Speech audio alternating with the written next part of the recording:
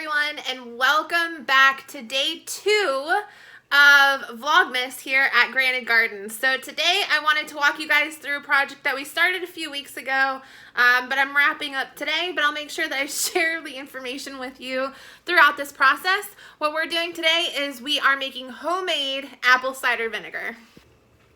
Alright, so a few weeks ago, we had bought a bunch of apples that we had gotten from our local farmer. Tyler had made some mead with them. He did make some apple pie mead wine. I don't know, I'll have to ask him. And then we had a bunch of apples left over that I ended up cleaning and peeling, using to can some apple pie filling. So here's some of the apple pie filling that I had canned with those apples. But once you're done making apple pie filling, there's a lot of apple scraps left over. So there was stuff like the peelings, the cores that were left. And so we kept them and decided that we were going to actually try and make homemade apple cider vinegar. Now, apple cider vinegar is something that we use a lot on the homestead, especially around canning season. We prefer our pickles be used with apple cider vinegar, so we go through it like crazy. So we figured, you know what? We've got all these scraps, we might as well make them. So I'm going to show you just some of the jars that we have that at this point they've been sitting for anywhere from like 2 to 6 weeks, to be honest. I'm not entirely sure. I think we're at like the 3-week mark. And so we're going to filter them and store the actual apple cider for long-term storage. Now, there's actually a lot of health benefits to apple cider vinegar as well. Many people might just take like a little shot of it every morning to help boost their immune system. There's a lot that you can do with it. You can do a lot of homemade medicinals with apple cider vinegar. So there's a lot of different purposes for it. For today, we're really just focusing on storing it long term and just making sure that we have it available. So what we've got here, I've got a few jars that look like this. I've got a big crock of them over there that you'll see me filter out. And what we did here was, it was fairly simple. We just filled our jars up with scraps, so you can see a lot of like the apple cores in here. We covered them in water. You want to make sure that your apples are pushed down underneath of the water, that they're fully covered with the water before you start the fermenting process. And then I added, I think, 1 tablespoon of sugar per cup of water that I had put in my jars. Now, I had done quite a bit of research here on how to do homemade apple cider vinegar, and everyone's recipe was different. I've heard people say that you really don't need a ton of sugar. You can just put a little bit of sugar in. I think that I've seen some people do like up to like a half a gallon with maybe like a 1/4 cup sugar. You can play around with it and make it yours, but that's what we did for this first go around. This is the first time that we've successfully done apple cider vinegar. I think Tyler tried a couple years ago and it ended up molding, so we had to throw it out. I haven't opened these, so I'm hoping that we're gonna open these and that there isn't gonna be anything funky in there, but you never really know. Okay, so like I said, you want your apple scraps. You want clean jars. You want them to be freshly sanitized. Mine were right out of the dishwasher before we did this, because this is a fermenting process, and whenever you're fermenting, cleanliness is key. So we had these jars. They were nice and clean. We've put the apple cores in there. We filled up as many as we could, covered it in water, and like I said, I added 1 tablespoon of sugar per cup of water, and we've got quite a few different jars here. After you get your jars all set up, you want to start the fermentation process. Essentially, you just want to make sure that you cover them with something that's fairly breathable. So we just use coffee filters in this house. We use coffee filters all the time. On my big crock, I just went ahead and put a clean dish towel over it. And then you want to do something to hold them down. So these just have like rubber bands around them to make sure that bugs don't get in, because fruit flies are going to be really excited about this stuff. So you just want to make sure that they can't get in. So we've had them sitting out for 3 weeks now, fermenting. Now all I have to do is I have to strain out the apples from the apple cider vinegar and put it into a long-term storage container. Now, when you're working with vinegar, you want to make sure that you're not using anything metal, because vinegar is going to react to the metal, it'll break it down, you'll get rust. So what we have here, I just pulled this fresh out of our dishwasher. This is just a 2-gallon food safe tub, and I do have a lid, so I'm going to go ahead and use this. We're going to pour the apple cider vinegar in here after we've filtered everything. I do have 2 of these. I'm not sure exactly how much apple cider vinegar we're going to end up with here. All right, so we don't get too fancy with our straining techniques. All I have here is just a really big bowl and a strainer. So we're going to go ahead and start with this first jar here. Doesn't look bad. All right, so there's no mold on there. There is a weight in here somewhere, I think, that's pushing down the apples, but I can't really see it yet. So I'm gonna just pour carefully into here, making sure that I'm not spilling anything. It smells good. I'm gonna do a little taste test. All right, we're gonna taste it. I'm scared. Oh my gosh. That is apple cider vinegar. That is so cool. That's it. That's perfect. Like, it literally, I don't know why I'm so surprised. I mean, obviously that's what the goal was to make apple cider vinegar, but I always get so excited making stuff like this, like stuff that I buy from the grocery store that I'm like I don't know, for some reason in my head, it feels like it's like there's a process and like that you need all the things. You gotta have like a commercial kitchen and you gotta have all the fancy tools and like it takes a long time and you gotta like be a perfectionist when you do stuff like this. And that's one thing that really just calls to me about homesteading is I learn every single day how easy it is to make the stuff that we use on a daily basis. Like, I don't need to buy this. These apple scraps were gonna they were probably gonna end up with the chickens, to be honest with you, but they were gonna essentially just be tossed. Like, they were gonna go in the trash. Because what do you need apple cores for, right? And we turned it into apple cider vinegar. That's just so cool to me. All right, so we're gonna keep going here. Here we've got our second jar. Now here you can see on this jar, like, don't be scared. There's like, it's just foamy stuff.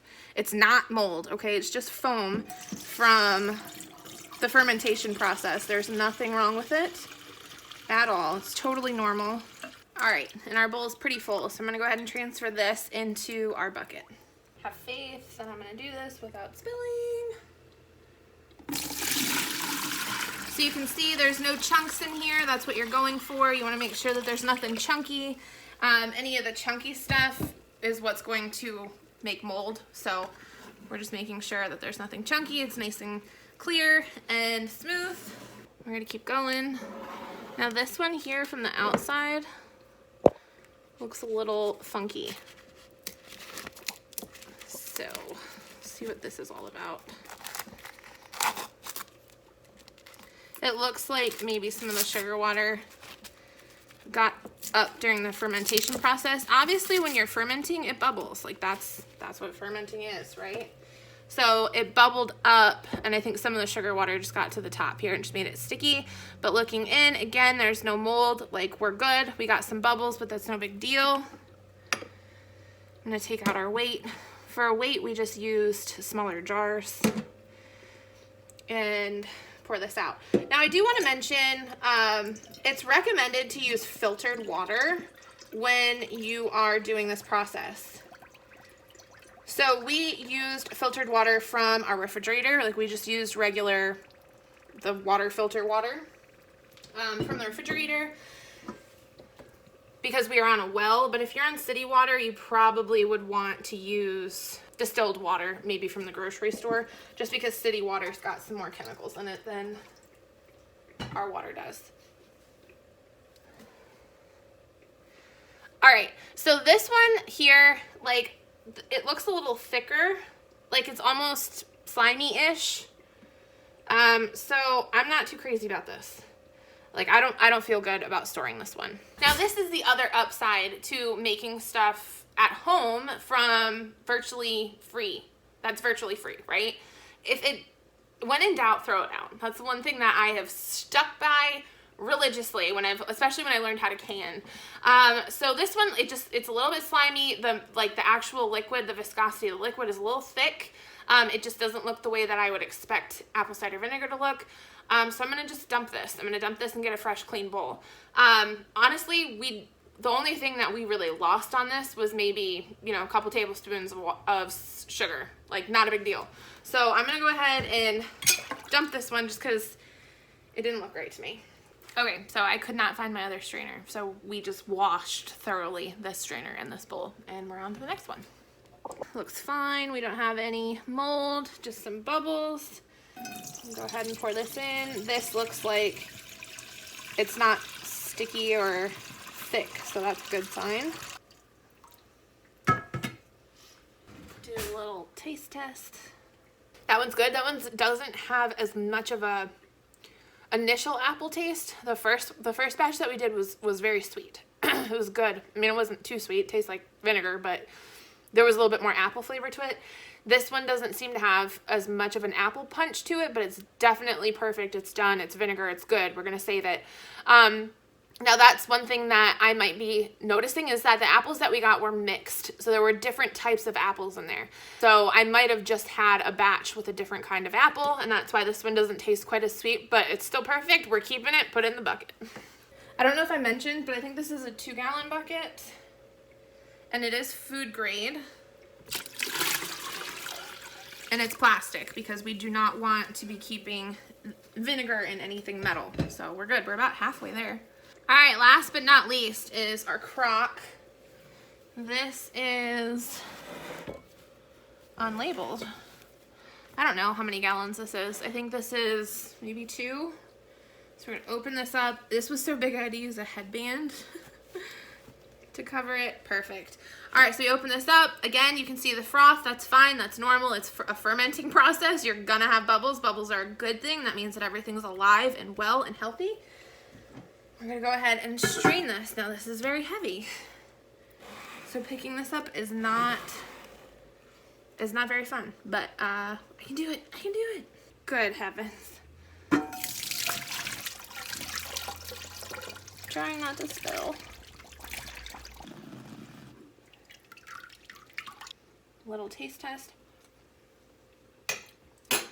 So again, this one is not quite as sweet as the first round, not as quite as appley, very vinegary, but that's okay. That's what we're doing this for. And again, it just kind of also comes down to what kind of apples you use. You will get different flavors based off of different apples, but this is perfect. So we're gonna go ahead and add it to the bucket. We still have about a little more than half in this crock here.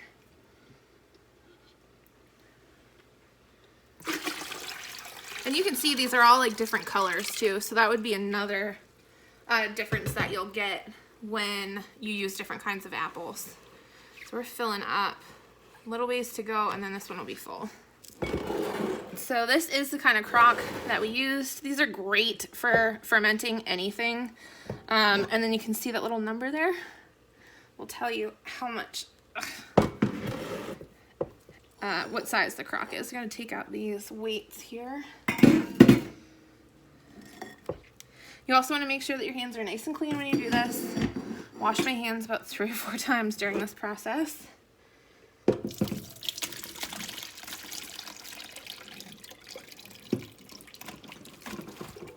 There we are. Oh, my word.